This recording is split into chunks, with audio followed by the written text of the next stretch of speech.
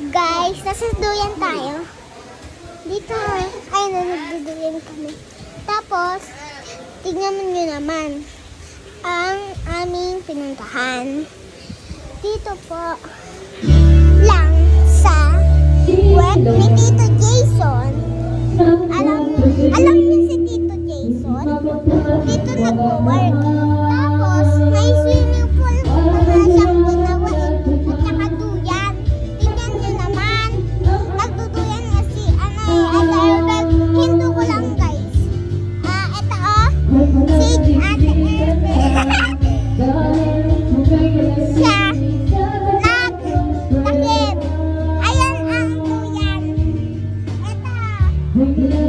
Tapos ito pa. Diba? At saka meron pa. Diba? 6 meters kami dito. Tignan mo naman.